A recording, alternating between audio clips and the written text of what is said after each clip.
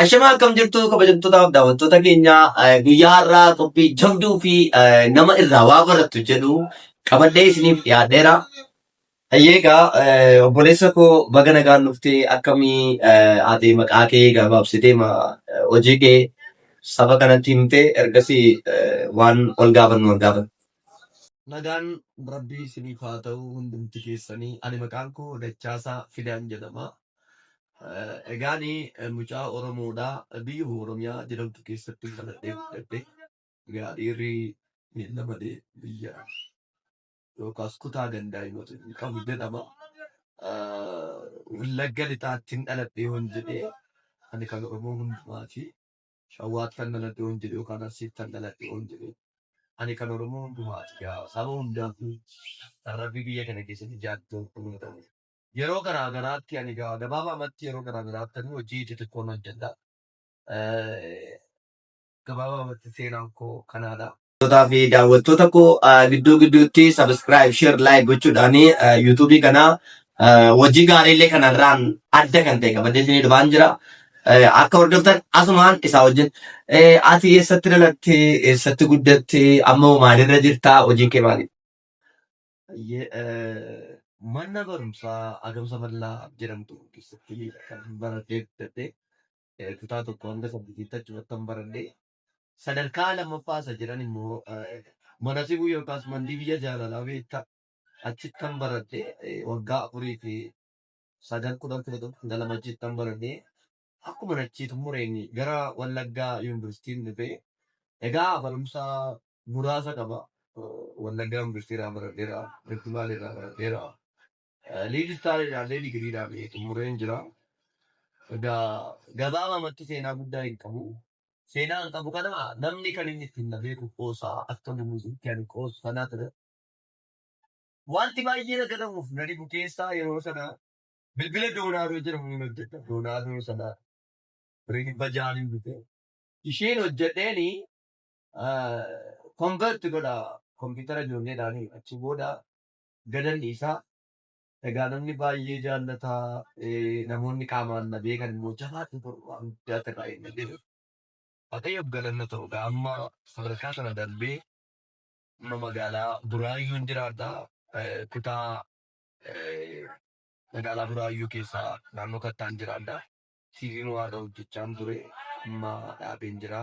Waan tokko kan dhaabee mudannoo tokko kan dhaabee.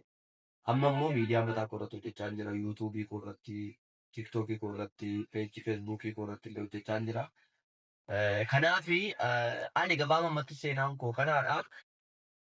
Kana fakkaatu. Baay'ee gaariidha namatti tola. Gara fuulduraattoo amma fakkeenyaaf namni hojii hojjetu sanaan erga himee dhaate fiiwucheriin isaa gara fuulduraa maal ta'uu akka qaba? Maal gara fuulduraatti maal yaadaa jirtaa karoorratti qabdu maaliif? Okey kabajamtootaaf daawwattoota keenya egaan qophiin keenya akkuma xumurratti jira. Maarree egaa obboleessi keenya yaada qabu hundumaa dubbateera. Yaada inni dubbate kanarraa dhaloonni waa barannee yaadna dhaamsi ati qabdu dhalootaaf tolee dhaamsa akkamii qabda dhalootaaf immoo egereen dhalootaa maal ta'uu qaba jetteeti.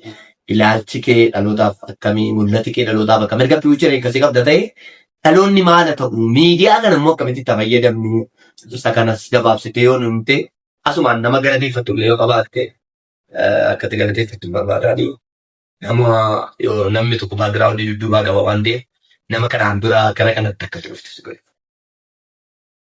Okay, Baddoo ani gara fuulduraatti fiiwuchariin koo sagalee waaqayyoo dubbachuudha.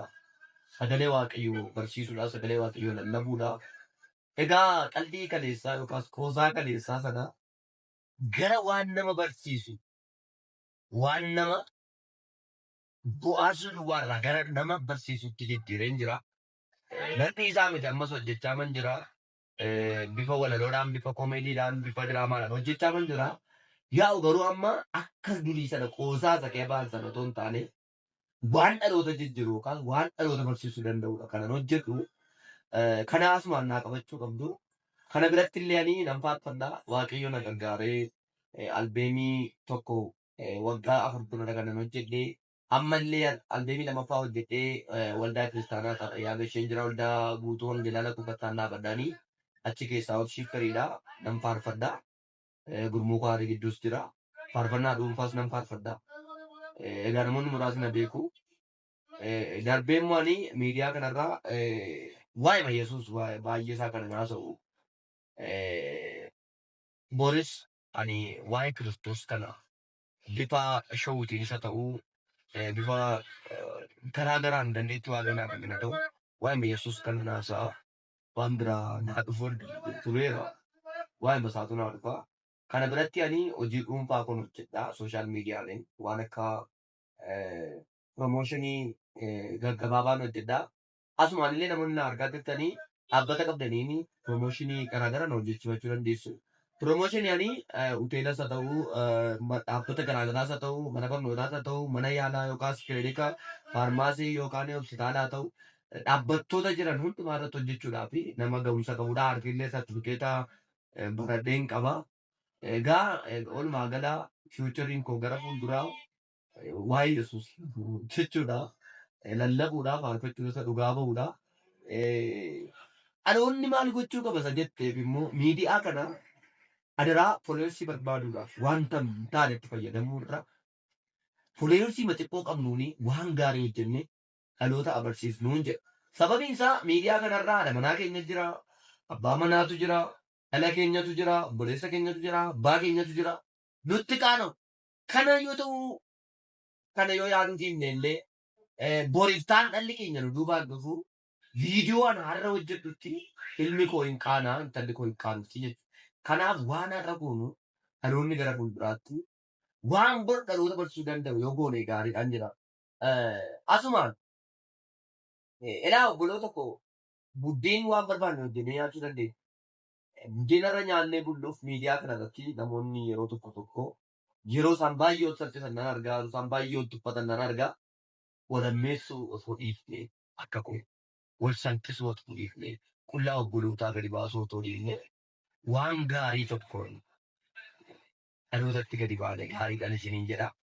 Ammaaf kanuman qabaa baay'een isin jaalladhaa dabarsaa na jajjabeessaa asumaan yuutuubii obboleessa keenya kana mitikkuu himaadhaa ofishaalee sabskiraayib godhaa jajjabeessaa ulfaata. Ayyee kabajamtootaaf daawwattoota keenyaa qophii keenya guyyaa irraa kanumaan xumurreerra. Egaan toora yuutuubii kanaa sabskiraayib, sheer, laayik gochuudhaan na jajjabeessaa isin jedhaa mitikkuu himaadhaa ofishaalee sabskiraayib godhaa.